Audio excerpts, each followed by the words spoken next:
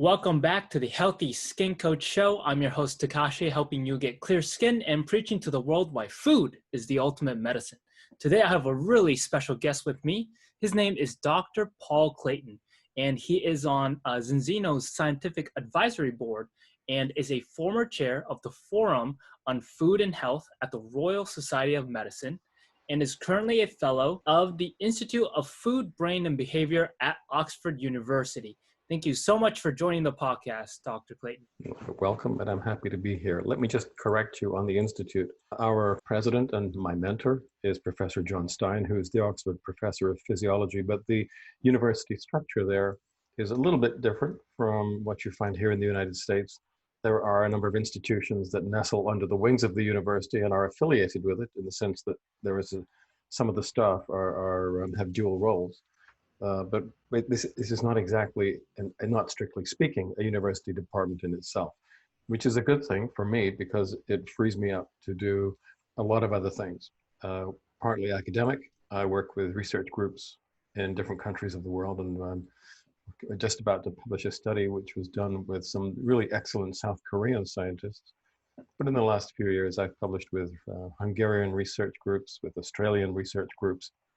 I have the luxury of being able to pick and choose, do what interests me, and to move very freely around the globe and between different disciplines. What are you currently researching right now? Where to start? There's 4 projects I'm currently involved with, and one of them is the development of a novel antibiotic, which is completely unlike any other antibiotic that has been developed so far. It is in fact derived from the workings of the innate immune system. And because it is a mimic or an amplification of an endogenous defense system, it works extremely well. It kills off pathogens, the bacteria that you don't want, and it has no effect whatsoever on commensals. So there is no adverse effects at all. Even more interestingly, this is an active which also has the ability to act as a viristat. So in other words, it will treat viral infections as well. We can kill microbes fairly easily. Killing viruses is another thing. You probably can't kill them because they're probably not really alive. They're on that borderline between organic and inorganic structures and organizations. But what we can do is utilize this tool, which, as I said, is derived from the innate immune system, and it produces a set of mild oxidizing agents. Now, let me take a step back. Most of our defenses against bacteria are cellular, not all, but most of them. Most of our defenses against viruses are chemical rather than cellular. You can talk about NK cells, you can talk about B cells, but they really they're not very effective and they only get involved very late on. It is these mild oxidizing agents that the innate immune system is capable of making that degrade viral structure and then prevent re-entry into a new cell, multiplication, and then reinfection. It stops that cycle. And oddly enough, I'm not an American citizen. I don't have a dog in the American electoral fight or Civil War Mark II, however you want to think of it. But Donald Trump, who's an interesting guy, when he was talking about using bleach to treat people with COVID-19, actually, I had spoken to some of his advisors, and what he was referring to with the bleaches that you make yourself internally. Now, it turns out that we can reproduce that activity in an ex vivo model, which you then ingest. And so he was actually technically correct. He didn't express himself very well. I don't think he's a very articulate man, but he was actually touching on something that is very substantial. This is now going into a clinical trial in an EU member state, and we hope to be reporting on this within the next 6 to 8 weeks. One of the things I'm interested in, but there's lots of other things. Sure. Yeah, I would love to know what your thoughts are on the current, the global pandemic that's going on right now. And I just saw the news today that the cases keep rising and rising and rising. Although the number of deaths have fallen, it seems like the entire year will be just in lockdown. If we decide that that is the correct strategy, which I don't agree with. I mean, you hear people saying it's just the flu, bro. And actually, that's pretty much what it is. If you remember the Hong Kong flu in 1968, oh gosh, I can't remember the numerical assignation of the virus, but over 100,000 Americans died of that. And there was no lockdown. Americans used to be tougher, made of stronger stuff than they are now. Now people see or hear about this new virus that has a mortality rate of about 0.04%, and that almost exclusively in a very specific subgroup, that is people who are elderly with comorbidities. Most other people are going to be just fine. And yet we're running around like chickens with our heads cut off. And this principle of general lockdown is, through the damage it's inflicting on the economy, on people's livelihoods, on people's lifestyles, will probably end up killing more people than actually died from the COVID virus itself. Now, to give you an idea of how likely I personally take the COVID virus, when the warnings were issued that all transatlantic flights into America were going to be stopped, I was in Tatarstan. And I had to get back here for various reasons. And so by hook or by crook, I worked my way very quickly across country to Moscow, and then finally got onto a plane which landed in JFK, I think an hour or so before the deadline. So I just got into the United States by the skin of my teeth. And I had already looked at at some of the COVID data, and I had come to the conclusion that if your innate immune system was working properly, you were going to be okay. If you look at the time course of the development of the disease, for the first 12 days or so, you have a viremia. That is, it's in the nose, the back of the throat. You might have a sore throat. You might have some congestion, a headache, a slight temperature. And at the end of those 12, maybe 12, 13 days, most people, if they have any symptoms at all, they go left and they recover. You have a smaller percentage who turn right and become more seriously ill. At that point, you need to look at different strategies. But given that time course, it's very obvious that what is making sure that you go left in the majority of cases is your innate immune system. The adaptive immune system hasn't been able to get to work yet. It takes longer than that for the adaptive immune system to get its boots on. So it's all about the innate immune system. And if you look at it even more carefully, what you find is that it's down to these 4 chemicals that the innate immune system makes that are able to interfere with viral cycling. And I was prepared for that, because when the World Health Organization, I think 3 years ago now, came out with disease X, that was the name for their placeholder name, basically, for a disease that didn't yet exist, but it was going to be zoonotic. It was probably going to be viral, because given current trends, that's what we would expect. And this was a particular zoonotic infection that combined high transmission rates with high virulence, the Andromeda strain, if you will. And so I designed a formulation which was called Extend, and which provides all of the micro and phytonutrients that you need to ensure that your innate immune system can make all of these defense compounds. It's quite an interesting list, and at least one of them is very atypical. And I'd been taking that because I was just checking on tolerability, and just in general, I travel a lot. I live a pretty hectic lifestyle, and I wanted to make sure my immune system was working correctly. So I touched down at JFK, and then there's a whole bunch of other airports before I can finally get to where I'm going, which is down in the southeast. And I didn't wear a mask. I didn't wear gloves deliberately. I didn't worry about hand-to-mouth transmission, and I didn't for the next couple of weeks, because I thought, well, the odds are this is so infectious. Either I can go and meet it now, or it's going to come and find me later on. And I think I'm about as well defended now as I'm going to be. Sure enough, I picked up the virus. I was seropositive. I had a mild headache, a little bit of fever, sore throat for 7 or 8 days. I mean, it was nothing. I've had worse hangovers, although not since I was at medical school, and that's a long time ago. And it was really no big deal, no lasting ill effects. And within, as I said, 10 days, I was running again. I run middle distance. That's only a single case history.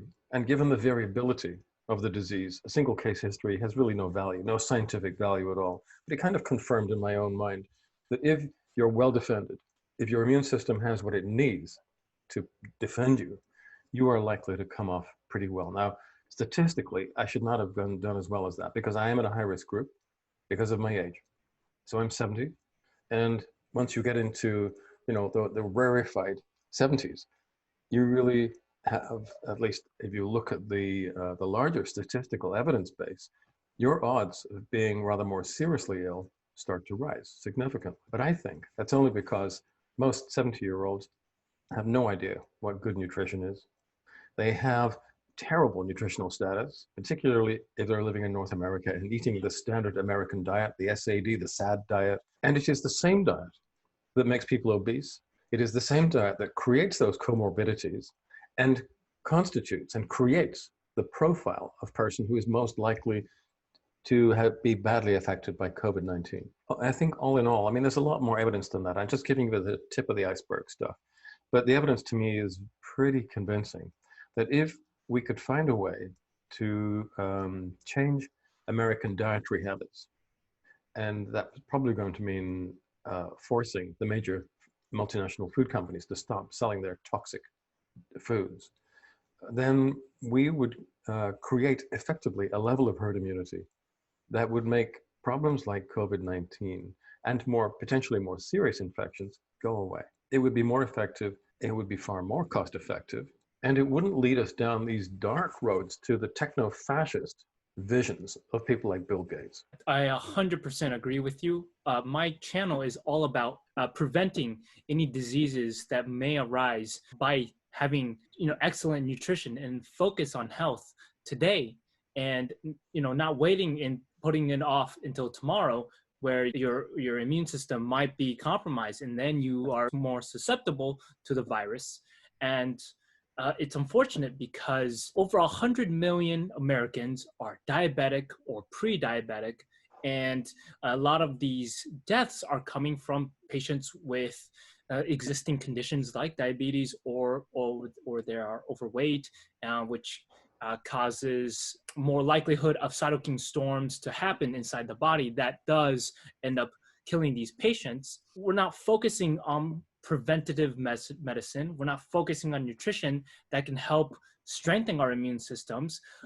Over 90% of Americans are vitamin D deficient or insufficient, as well as omega-3 deficient or insufficient. And all these are very important nutrients that we need in order to have that strong immune system. One of the things that the American diet does, and we talk about the American diet, and it is probably worse than the diet in any other OECD nation, but only in degree. For example, the North Americans typically are consuming now between 60 and 62% of all of their calories in the form of ultra-processed foods, which is quite staggering. And these ultra-processed foods are calorie dense, they're nutrient light, and a diet that consists of that much ultra-processed food is a diet that will inevitably cause chronic inflammatory stress, dysbiosis, type B malnutrition, and accelerated aging of the immune system. You've got 4 major drivers of disease right there. And when you add in a relatively sedentary lifestyle, which most people living in cities and towns follow, you can factor in insulin resistance. These are the 5 subroutines that very, very directly lead to the multiple pandemics of chronic degenerative non-communicable disease that are currently overwhelming the American healthcare system. Now, you're a little bit further down that slope than we are. Britain, being the 51st state, also eats a lot of ultra-processed food, not quite as much as you do. For us, it's about 52%. Australia is about that same level. And then you have countries like Ireland, Finland, Poland, and I think Germany might come in there, who are creeping up to between around 42 to 45%. But the more of these ultra-processed foods you eat, and the evidence is really, it's a little bit circumstantial, but as a whole, it's very convincing. With every 10% of ultra-processed foods you add onto your diet, you increase your risk of overweight very significantly, your risk of type 2 diabetes by 10%, your risk of cancer, I think, by 11 or 12%, your risk of early, that means preventable death, by about 10% as well. Part of the problem is that we now have an out-of-control food industry. The largest part of the global food space is owned and controlled by only 10 multinational food companies, most of whom are North American, not exclusively. There's a couple of major European ones as well. And they are now selling such toxic foods that they are collectively responsible for making more people ill and killing more people than the tobacco industry. That is how extreme the situation now is. Now, it's difficult to prove that case. Connecting the dots between tobacco, lung cancer, and other pathologies, you had 2 fantastically good surgeon generals here in the United States who developed that, the reports that ultimately led to the restriction of advertising of cigarettes, the health warnings that are now placed on packs, and all of the rest of that. Because you're talking about a relatively simple input and some fairly clearly defined outcomes. The problem with the food, the equations are more complex because nobody has to smoke, but everybody has to eat, right? And you're eating a lot of different foods, and the pathologies, the subroutines that this terrible diet creates manifest in many, many different ways. It's more difficult to make the case. So what we need is something like Ralph Nader, who wrote that book, Unsafe at Any Speed, and then forced effectively Detroit to start engineering safety into their cars. We need the equivalent person, a politician with vision and backbone. If anybody like that exists, I would love to meet them, who's willing to take on the food industry and say to them, you cannot continue to behave so irresponsibly. You cannot continue to inflict so much damage on public health. We're going to bring you to heel. And you have to start designing foods which are not toxic, which people will still like to eat, which aren't outrageously expensive, but which are not as destructive to individual and public health as the products you're currently offering. But that's a political step. I would say that the hurdles between where we are now and better health, individually and collectively, I think that the scientific evidence now exists to make that possible. The major obstacles are they're political, they're economic. Yeah, unfortunately, the lobbyists have so much control over politics now. It's unfortunate because nutrition isn't really taught in schools, and it's not even taught in med schools. So doctors don't really use food as medicine. They use, they turn to drugs because that's what they're taught. And so even, doctors aren't aware of how powerful food can be as a source of healing, but it's all backwards in this healthcare system. Yeah, but it's the healthcare business, and the emphasis is on business. It's business, and it's a great business because you as consumers, we're being ground between two millstones. On the one hand, you have this food industry, and a kind of this very narrow agricultural base that we've created through industrial agriculture, which stuffs everybody full of wheat, corn, and soy, with other things put in on the top. And these find their way into all of the ultra-processed foods. As I said, it creates chronic inflammatory stress, it creates dysbiosis, senescence, immunological senescence, and type B malnutrition, and makes people ill. And people get sick, and then they run to the pharmaceutical industry, who supply them with the pills that they need to suppress the symptoms of the disease, but not the disease itself, which keeps on going. And so it's a great business model. The pharmaceutical industry says, thank you very much to the food industry for sending us this endless stream of customers. And the food industry says thank you to the pharmaceutical companies, because with your pills and potions, your toxic and pretty ineffective remedies, you're covering up the damage that we are causing to people's health.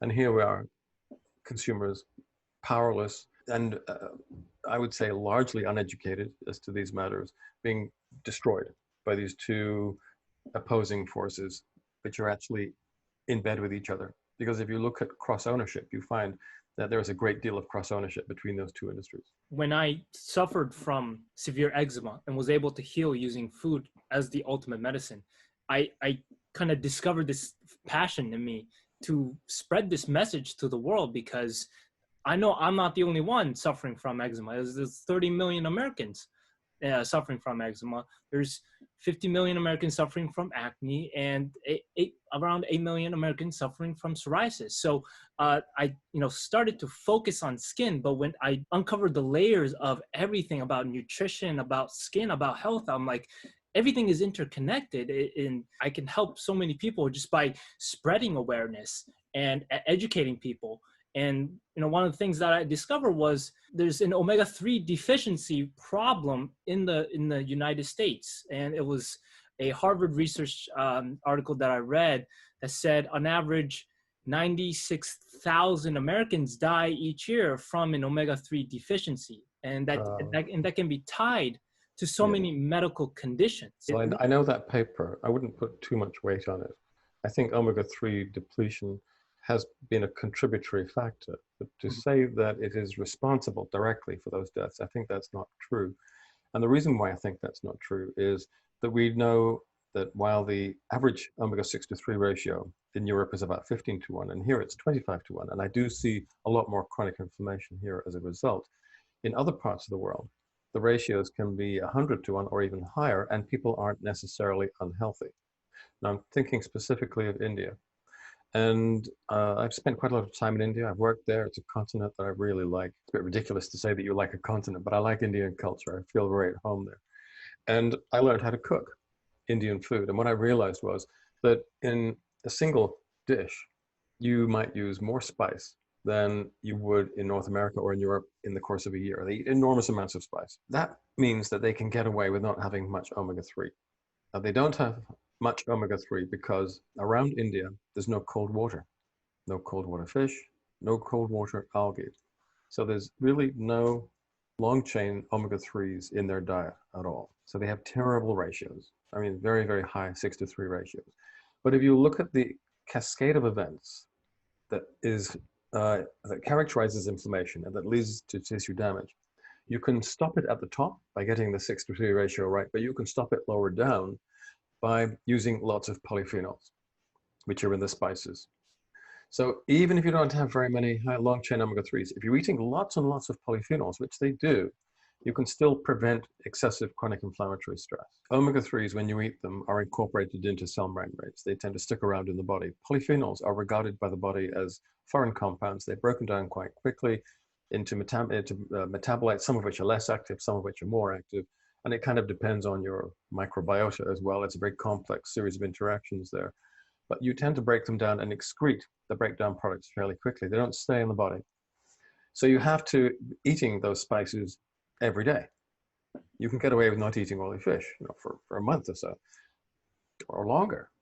But if you're relying on polyphenols to give you anti-inflammatory cover, you need to be eating them very regularly.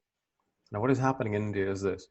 They have very high 6-to-3 ratios to start with. And now, in the cities, you've got a generation of kids who want to be really hip, which means they're working in IT, they're working in design studios and all that kind of thing. And what they want to do is to be more Western. So they're eating a lot of Western junk food. Pizza Hut, McDonald's, all the rest of that crap is over there now. The kids are eating that. Remember, they have no omega-3s to start with. Now they have no polyphenols either. And what is happening is, for them, they're getting really sick. They're aging more rapidly than their parents. Many of them are dying before their parents. This is a mess. It's really harming Indian public health. And the Indian government doesn't quite know what to do about it. I think the answers are fairly obvious. But the problem is finding someone who will listen to that and find a way to implement it in practical terms. Now, you were saying that doctors aren't taught much nutrition. Not at medical school. I mean, I was at university for altogether about 10 years, picking up various degrees in one thing or another. I think in all of that time, I was only taught 2 hours of nutrition, nothing. After qualification, post-qualification training for most doctors doesn't touch on nutrition either because it's funded by the drug companies. So the doctors end up absolutely blinkered. That's all they know. There's a pill for every ailment. And I'm not against pharmaceuticals. It must sound as if I'm extremely negative, but what pharmaceuticals are good at are suppressing the symptoms of disease. And when a patient comes to us with pain or disability, we have a duty of care to them. And pharmaceuticals are very good at reducing the pain, the immediate disability, and allowing them to go back to their life, which is not necessarily a good thing because it's elements in their lives that probably made them sick in the first place. But if you're a little bit smarter, you can say to the patient, okay, here are the pharmaceuticals that we will use to control the acute aspects of your condition, but what I want you to do is, as well as that, is to incorporate a pharmaconutritional program into your lifestyle. And what you will then find is that as your condition starts to heal, your requirement for pharmaceuticals will lessen, and in the fullness of time, you will become independent of pharmaceuticals. And we've got tens of thousands of cases like this in Europe, where our approach has been much more widely accepted. The reason my doctors find that much more acceptable is that I don't talk about nutrition. I talk about the pharmacology of foods and food derivatives. And when I talk in pharmacological terms, that's a language that doctors understand and feel more comfortable with.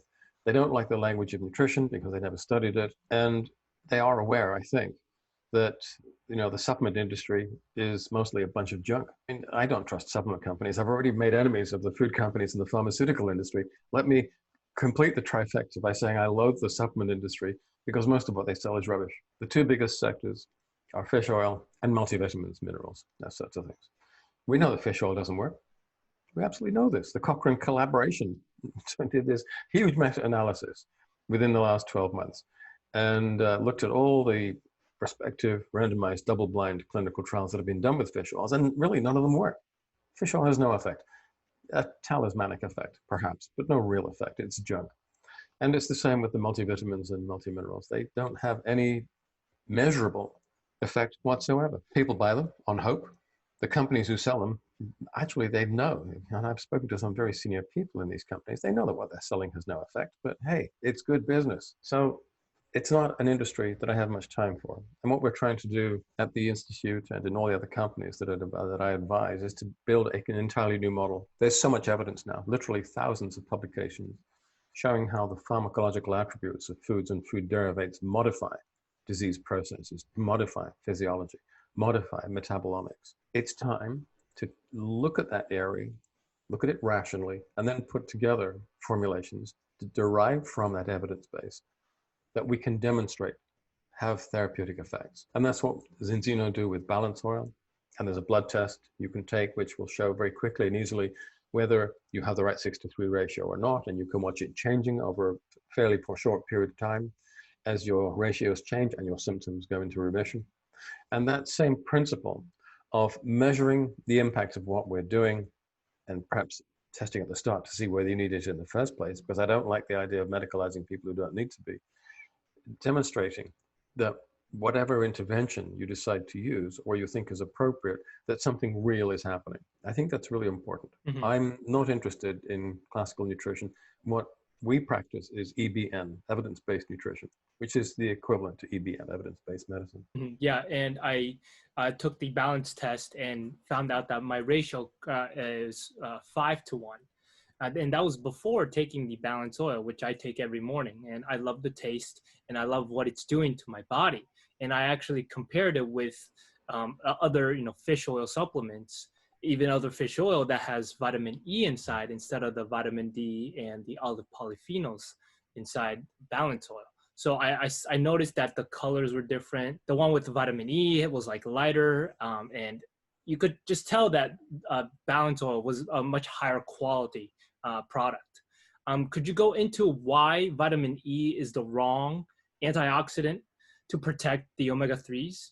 And why the floral tannins are the right ones? Vitamin E has its functions and its applications. I'm not against vitamin E. It's perfectly acceptable to use vitamin E to stabilize omega-3s or fish oils when they're in a capsule or a bottle or a tank. Those are inert environments, particularly, obviously, if they're sealed. The problem is that once you take that fish oil capsule, whatever it is, and swallow it, the situation is now completely changed. This is not a stable and inert environment. It's incredibly dynamic and very dangerous.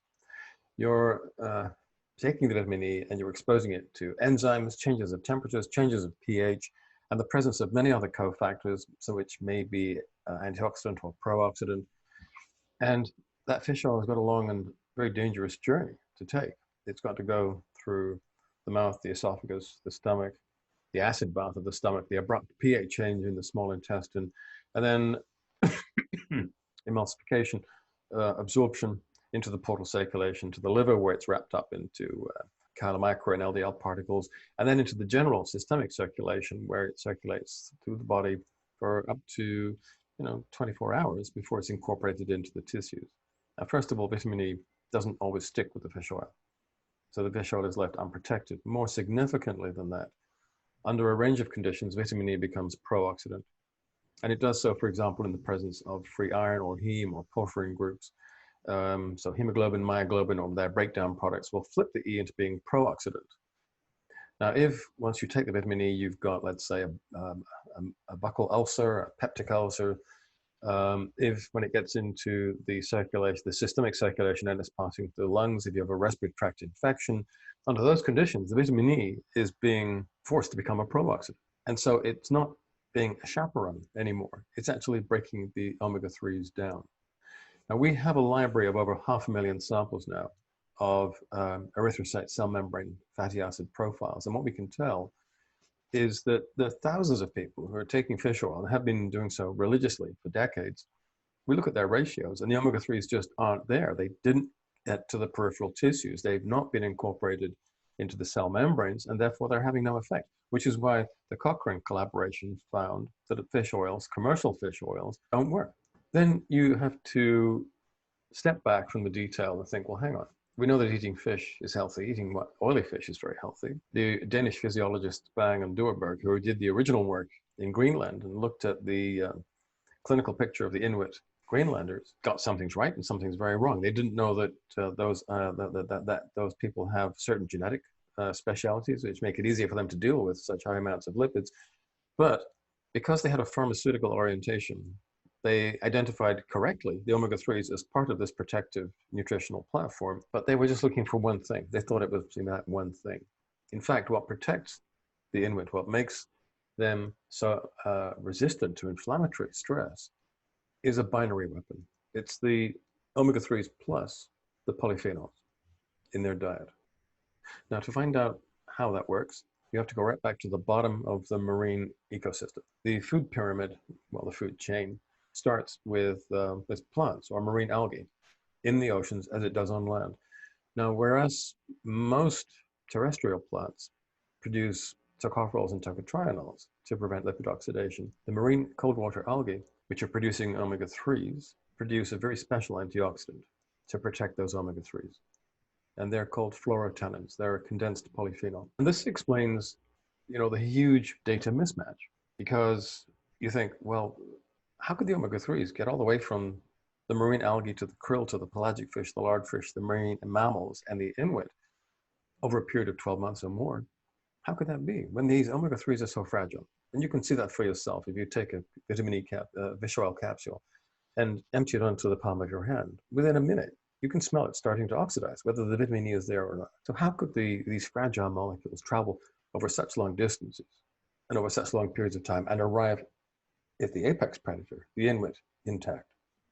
The answer is very simple. It's those fluorotannins. They sit so tightly together with the omega-3s that they never separate. They travel with the omega-3s through the entire marine ecosystem. You never find the omega-3s on their own. They're always combined with these chaperone antioxidants. So it's this combination of omega-3 and lipid polyphenol, lipid soluble polyphenol, that is consumed by the krill, gets into the stomach of the krill, into its tissues, into the stomach of the pelagic fish, into its tissues, into the stomach of the larger fish, and into its tissues, and so on and so forth, until the omega-3s and the fluorotannins arrive in the diet and then the bodies of the Inuit islanders. And when you look at the body fat of the Inuit, what you see, first of all, is it's an interesting color. The body fat of an American would be whitish, pale cream.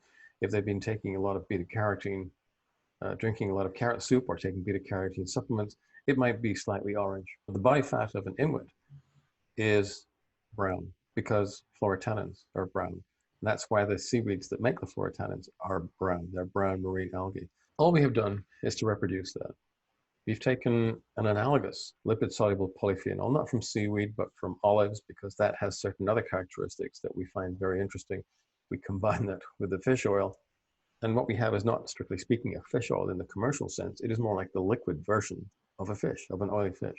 What we see using the dried blood spot tests is that very quickly your 6:3 ratios in your cell membranes start to decline. And as they decline, the symptoms of inflammatory disease do as well. It's just a beautiful symmetry. It's a beautiful convergence of different sets of data, and they fit perfectly. And I've studied the mechanism of action behind the omega-3s and how the EPA blocks the omega-6 downstream effect into converting into arachidonic acid, which then has the downstream effect of converting into inflammatory chemicals called leukotrienes, specifically B4, and prostaglandins E2.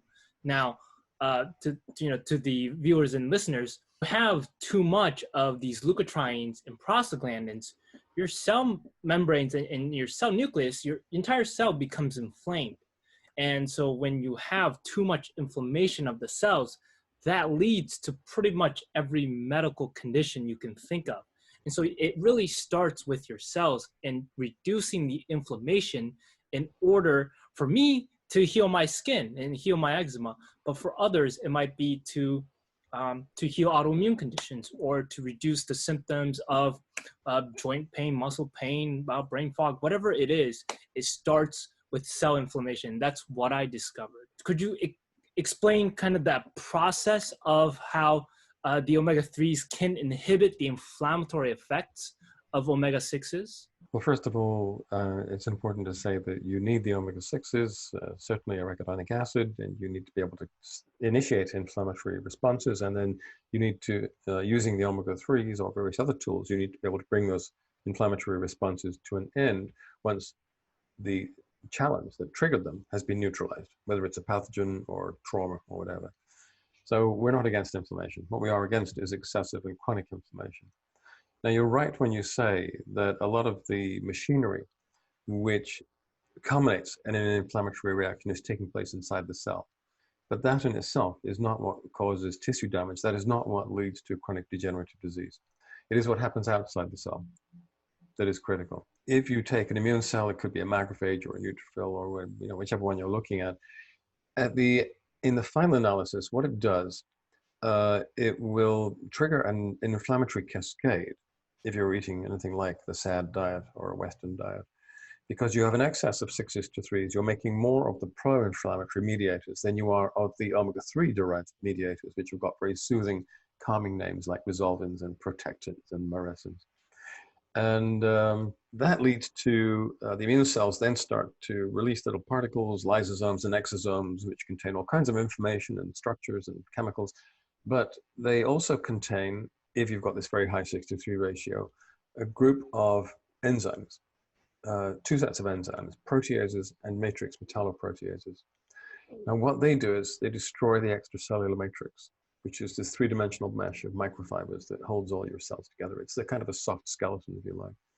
And it's essential because it holds all your cells together in the correct orientation so they can speak to each other and function collectively and coherently as a tissue or as an organ. If you're eating a healthy diet and you're eating lots of polyphenols, those polyphenols block the enzymes and actually downregulate the genes that express them.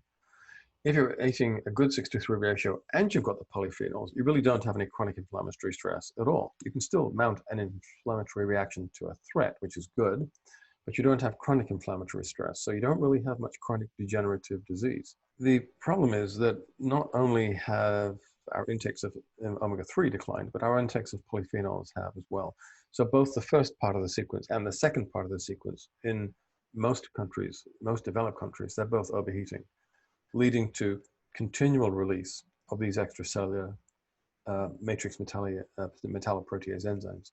They're breaking down this three-dimensional mesh of microfibers. So you've got 14 types of collagen, you've got elastin, you've got various cellular adhesion proteins which stick the cells onto the matrix, you've got various amino sugar polymers, and the matrix metalloproteases break down all of those microfibers. And as those microfibers break down, all the bad things start to happen. Your cartilage starts to degenerate. You move towards osteoarthritis. Your bones start to disintegrate. You move towards osteoporosis. I should say it's the osteoid in bone that's broken down with these enzymes.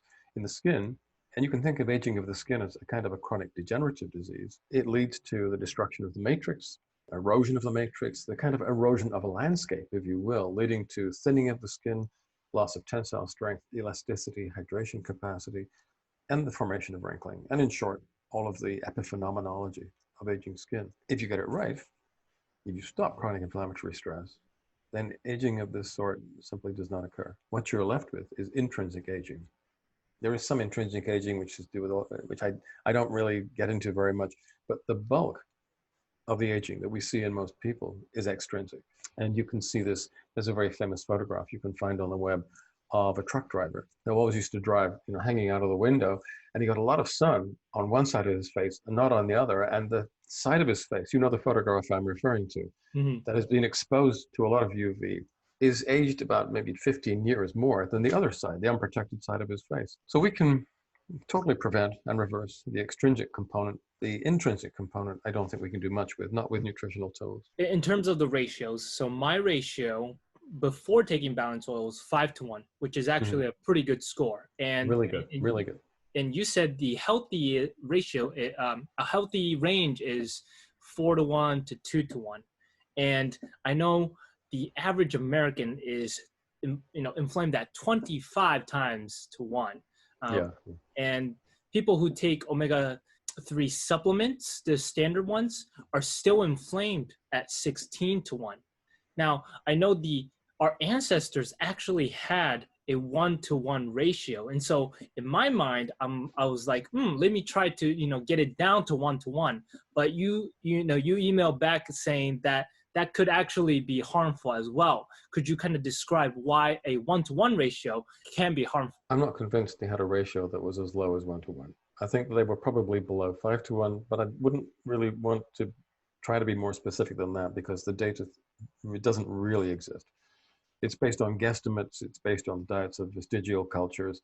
And there's reasonable evidence to suppose that it was probably below 5-to-1 and quite probably between 4-to-1 and 2-to-1, but we can't really be 100% sure about that. I think that's probably a healthy ratio, particularly if you're also eating large amounts of polyphenols, which in vestigial cultures they tend to do. At that point, you're still capable of mounting an acute inflammatory response, which is great, so you're offended, but you don't have chronic inflammatory stress, so you don't get much degenerative disease. And we found that in our analysis of the mid-Victorian blue zone. But if you take things further and you start drinking so much of the omega-3s and the polyphenols that you bring the ratio down below 3-to-1, 2-to-1, 1-to-1, you will get to a point where you will become immunocompromised and you will also probably start experiencing blood clotting problems. Now, when Bang and Duerberg were first looking at the Inuit islanders, they saw a relative freedom from chronic degenerative disease, but they also knew that if one of these islanders experienced physical trauma, they would very likely bleed out, almost like hemophiliacs. And there were a couple of cases where when Western food started to come into Greenland for the first time, they were being exposed to a lot of sugar. They hadn't yet really discovered oral hygiene. So their dental health went very steeply downhill. And they would come over to Denmark. Greenland was a Danish colony, to have tooth extractions. And they would bleed out. They would exsanguinate in the dentist's chair after an extraction. So I'm just saying to you, be cautious. If you start noticing bruising appearing spontaneously in your arms and legs, that is nature's warning to you. That's saying you're going too far. Cut down on your intake of those omega-3s. Sometimes I push myself a little too far in trying to achieve longevity because I'm also a biohacker at heart, and I'm trying to do everything I can to, extend my life to, 100 years plus. So, yeah, that's a very important thing to remember, and I will definitely keep that in mind. But yeah, for the listeners and viewers, I'll put the links in the description box, but you can get your omega-6 to 3 ratios tested using Zinzino's balance test. And it just takes a drop of blood from your fingertip and you put it on a piece of paper and you ship it in. And within 2-3 weeks, you'll get your results back. And it has your ratios and what products are recommended based on your ratios. And hopefully your ratio is in that healthy range of 2-to-1 to 4-to-1. But if your ratios are off, like the standard or the average American is at 25-to-1, then you definitely should consider taking omega-3 supplements like a balance oil in order to get to lower your ratios down in that healthy range. So I'll put the links in the description box below. There may sometimes be a rationale for really being aggressive and bringing the 6-to-3 ratio down very, very low indeed, if you have an active disease state. So for example, with autoimmune disease, what is going on there is that your immune system is attacking organs in the body. Might be, the beta cells in the islands of Langerhans in the pancreas, or it could be components in the joint capsule, or it could be something in the thyroid. Those are 3 very well-known types of autoimmune disease, but there's about 100 of them, very interesting, very diverse. And they all consist of tissue damage being driven through chronic inflammation, localized chronic inflammation. And you can use this tool to bring down the 6-to-3 levels to a point where the immune system can no longer attack the target. And this is something that happened to me about 11, 12 years ago. I developed Graves' disease. I've been going through an extraordinarily stressful period in my life. And I was told by my doctors, well, okay, we'll have to remove the thyroid and you'll be on thyroid replacement hormone therapy for the rest of your life, which is, fine. It's acceptable, I suppose, but I didn't really want to do that. So I took a very early prototype of balance oil and stopped the immune reaction and kept it really on hold for a period of, I think, 4 months or so. And at the end of that, I realized the autoimmune disease had gone into remission. I relaxed, ate less and less of the fish oil. My ratio started to rebound. I wasn't bruising anymore. And my immune system at that point had lost interest in its target. So I no longer have Graves. And the doctors at the hospital who treated me say, this is fantastic. We don't see cases like this. It's a bit of an anomaly. I mean, we've seen in the textbooks that this sometimes spontaneously goes away. Whatever you did, it was the right thing. And since then, I had the great good luck to meet some doctors in Boston who were actually using something very similar to treat patients who are presenting with type 1 diabetes. Now, obviously, this is a strategy that can only be effective if you catch the disease at an early stage. Because if it's run to the point where the target organ is being destroyed, then stopping the inflammation isn't going to have any effect at all. Yeah, when I was suffering from severe eczema, I knew it was immune related, even though it might not be considered an autoimmune disease. I knew my immune system was overreacting to something. And so I took the best food sensitivity test in the world and found out that it was actually tea that was making my immune system go crazy. So yeah, so the molecular structure of tea somehow didn't agree with my immune system, and my system was interpreting it as an antigen or a foreign invader. And so that's why it was sending signals in the form of eczema. Now, I did study that psoriasis is an autoimmune condition. So, I looked into what can reduce inflammation and help calm the immune system, and omega-3 was one of those things. And so when I discovered that, I looked up the best products in the world and came across Enzino, and then I came across, okay, who designed the Enzino product, and then your name came up, and that's how I discovered who you were. All right, I see. Well, it's been an interesting journey. I've worked for most of the big pharmaceutical companies at one time or another. I've worked for quite a few of the food multinationals, and so I know those industries from the inside. I've also worked as a government regulator, so in a way, I'm a gamekeeper turned poacher. I didn't like any part of that system, and I thought we must be able to do something better. From a public health perspective, we're in a terrible place right now, and there are so many people who are sickening and dying far too early. That's an enormous waste of human life, of human talent, of human energy. And I find it personally deeply offensive. And the thrust of my work is in trying to do something about that. So the educational programs, the formulations that I've had a hand in developing, it's all part of my insane plan to make the world a little bit better. Mm-hmm. Yeah. And I think we're both, doing something for the world and trying to help people understand, their health is the most important asset in their lives, and you got to start taking care of it starting today. There's no time to waste. And I really appreciate all the work that you've done, and I hope that I can do something similar for the world and sharing the message. I did have a question. So I love eating salmon every single day to get my omega-3s in, because I'm just a health nut like that. But what are the trade-offs between eating wild salmon? What's in your view, what's the trade-off between eating wild salmon every day and then potentially being exposed to some of the metals and the PCBs inside wild salmon? I think that probably the health benefits outweigh, and very considerably, the possible issues with heavy metal and PCB intoxication. Some people, of course, are particularly sensitive to those kinds of things. If you're concerned, I would say there isn't enough fish in the ocean, farmed or wild, to produce all the omega-3s that we think the human population currently needs. And that creates a need for bioreactors.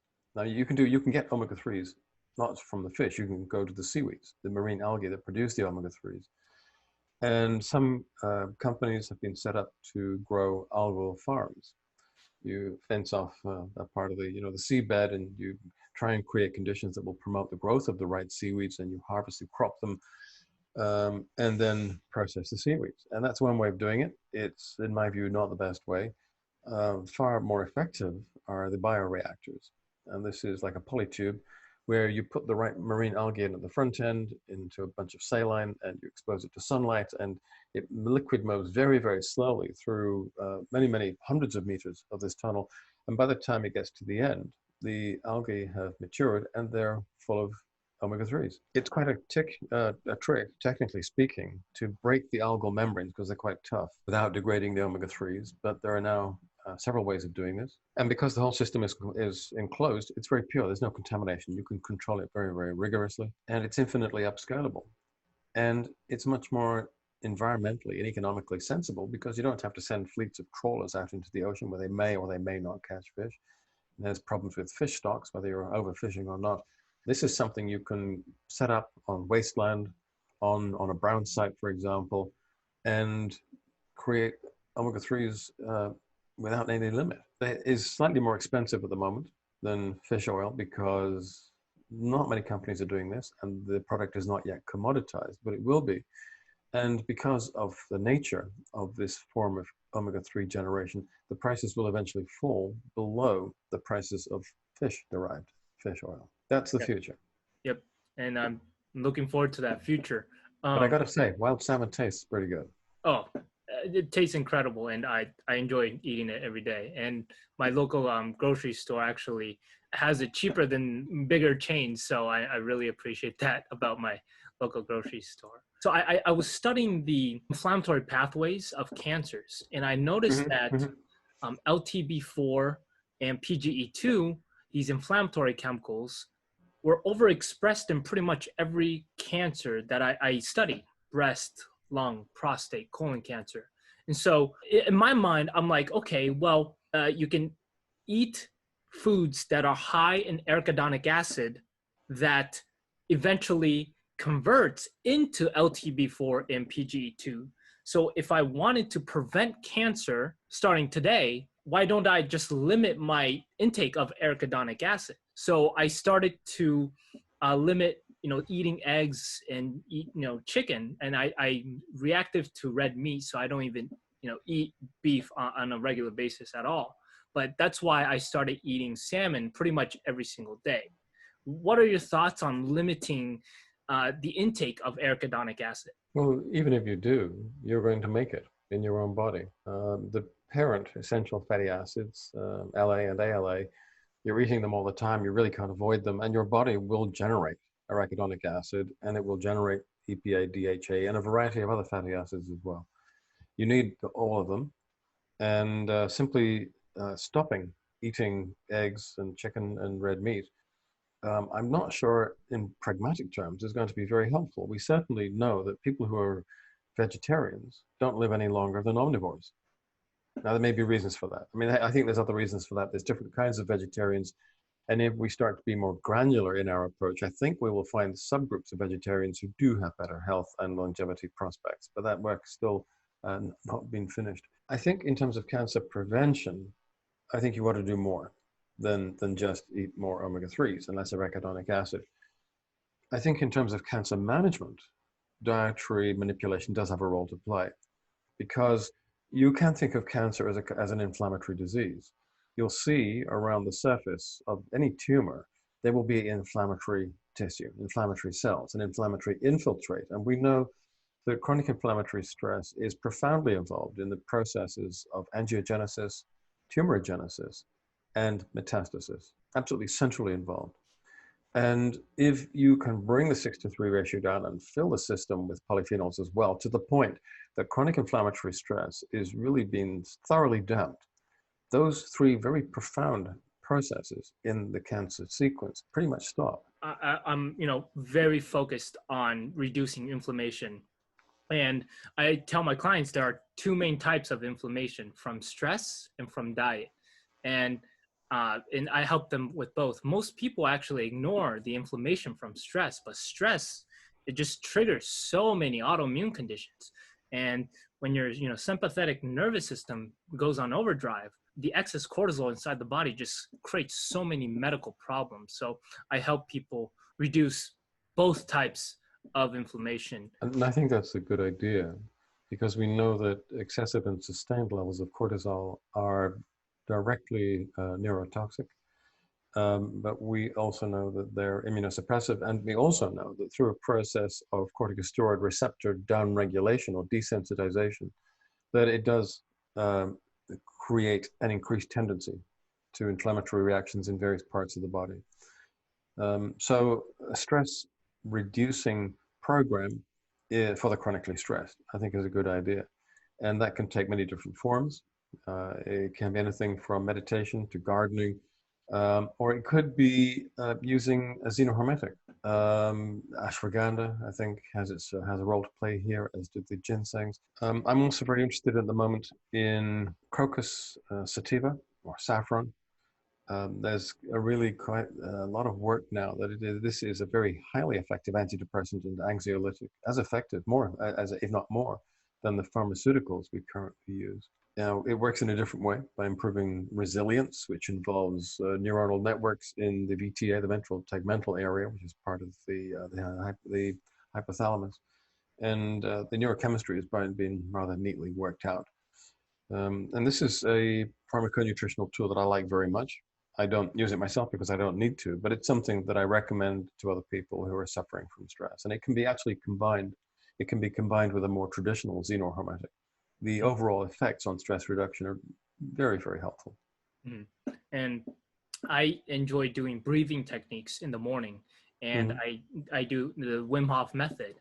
And he was able to prove scientifically that, you know, his breathing techniques were able to reduce the inflammation and reduce pro-inflammatory cytokines by 50% and increase the anti-inflammatory cytokine IL-10 by, I think it was 200%, which was amazing. Just by controlling your vagus nerve and by breathing deeply, he was able to basically control his autonomic nervous system, which we never thought was possible. I'd love to know what your thoughts are on that. Years and years ago, I actually did this cold exposure thing myself. And I didn't take it as far as Wim Hof does, but I think it's probably about 35 years ago now. I was working in and around the Karolinska in Stockholm. And I went through this program of graded cold exposure because I was really interested at that time in brown adipose tissue and how to upregulate it. And there was a woman called Pirkka Huttunen, who at that time was one of the 4 international chairs of the Society of Adaptive Physiology. And she had done this beautiful work showing that brown adipose tissue, typically around the base of the great vessels and, you know, between the scapula and 1 or 2 other sites. You don't find it in anybody really during the summer, but in winter, you find it in people who work outdoors, not in indoor workers. And it's clearly inducible. And it isn't just something you find in infants. So I was interested in that, and I was interested in the metabolic sequelae to brown adipose tissue upregulation. So I went through this program of graded cold exposure, topped off with lots and lots of coffee, because caffeine is also involved in upregulating that system. And at the end of it all, I went down with a photographer to the docks in Stockholm. And in the background, there's a thermometer which is showing -10 degrees or something. And there was another -3 or 4 of wind chill. And I was wearing boots and boxer shorts, and while they took the photographs. And that's it. And the photographer was wearing a puffer jacket and, you know, woolen hat and everything. And he got cold before I did. It is just amazing how adaptable the human body is if you know how to trick these responses into functioning appropriately. Most of the time, we never explore the body's potential, but all of us have it if we choose to explore it and if we choose to utilize it. It's amazing what the body could be trained to do. Absolutely amazing. And Wim Hof, you know, epitomizes that. If again, going back to my own experience, even in the winter, I would sleep with only a sheet under an open window, where the temperatures at night were dropping to, you know, -20, and I was perfectly comfortable. And I slept more profoundly better than I've ever done before or since. And my overall health was fantastically good. But my core temperature obviously was retained, but my surface temperature dropped to the ambient temperature. And I remember one night, my girlfriend at the time, she rolled over and touched me. And of course, I was icy cold to the touch. And she was panicky. She thought I was dead, because she couldn't really detect a pulse either. And I was breathing only very, very lightly and very, very slowly. I was profoundly asleep, deeply, comfortably asleep. And so she shook me, and I had this sense of rising up through the depths. I remember it very, very vividly. And within within 6 or 7 seconds, I was back to normal. It is just, as I said, it is amazing what the body is capable of. The survival tricks and adaptations that the evolutionary process has engineered into all of us, and which so few of us take the time to explore. Yeah. And for one thing, you look amazing at 70 years old. Now, I would have guessed like 55. So Well, you're doing something right with your diet, with your lifestyle, and which leads me to the next question. What are some of your longevity secrets that you would like to share with the rest of the world? well, I'm not interested in longevity. I mean, what I am interested in doing is improving health expectancy.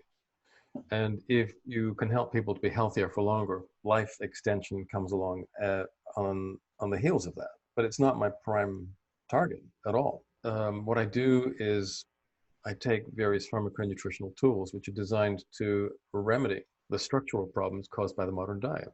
So I take these formulations which damp chronic inflammation, which normalize the microbiota in my intestines, which support and protect the immune system, and which trigger, amongst other things, mitochondrial neogenesis in my muscles, and act via AMP kinase to make sure that my body is constantly burning energy and keeping my muscles and tendons fit and intact. I also do all of those things and try to, be as healthy as possible. Because again, we only have one life, so we gotta be healthy, and it starts today. Only one life, as far as we know. Yeah. But there are more things you can do. Have you heard about the zombie killers? No, I haven't. Okay. Well, as we get older, we accumulate senescent cells in various tissues, and these are cells which should have killed themselves, but have somehow sidestepped that process and linger on. So they're no longer very functional. They're still using resources, and they start to become microfoci of inflammation, and they degrade the functioning and the efficiency of the tissues and the organs that they inhabit. And so there is this idea that if we could find a way of selectively killing off these senescent cells, we would improve the functionality of the overall tissue or organ. And there are some nutrients that do that. And there are some other nutrients that we can use to shake stem cells loose from their resting points, their mooring points in the bone marrow. They then get into the circulation and go to the tissues where the senescent cells have been killed and repopulate them. This is a very, I think, profound form of tissue regeneration. And it's something that I'm exploring at the moment. And one of the companies that I advise will be I'm developing a formulation for them, which will probably be commercially available in the second quarter of 2021. Definitely will have my eye out on that product. I know that fasting helps remove senescent cells, and activating autophagy is very important for longevity. So I do intermittent fasting on a regular basis. And when I run out of groceries, I try to do a 2 or 3 day fast. I was wondering what, if you do any fasting and what your thoughts are on that. I enjoy good food too much. I love to cook. I don't buy processed foods or ultra processed foods. I like to work with produce and build from there. So I don't fast, but I don't think you need to, because fasting is a kind of a stressor which triggers the upregulation of a number of proteins which we call alarmins, such as heat shock proteins, antimicrobial proteins, cestrins. There's different groups of them. And you can upregulate these by fasting, but you can also upregulate them by exposing yourself to extremes of heat and cold, and that's why the saunas are so good for you. And there's also various herbs which trigger exactly the same sequence of events, and this is where the xenohermetics come in. So we've talked about the Panax ginseng, we've talked about astragalus, Withania somnifera, Eleutherococcus centicosus, and there are some new adaptogens or xenohermetics that look very interesting at the moment, which have been shown to upregulate cestrin 1 and 2. So those are all compounds that I'm very interested in, and their effect on the body mimics the effect of fasting. Interesting. Yeah. I personally just, I've watched way too many videos on the benefits of fasting for me to quit fasting. No, you can do it. But as I said, there's different ways to achieve the same result. Definitely. Cool. Awesome. This has run for over an hour, and I just learned so much just speaking with you. Where can the viewers and listeners find your content? Probably the best thing to do would be to go to my blog site, and that is drpaulclayton.eu. That's drpaulclayton.eu. And when I don't have too many other things to do, I'll write a post there. I try and do something once a week or something like that. It's not very politically correct. People tell me there should be a parental guidance warning on the front page, and maybe there should be.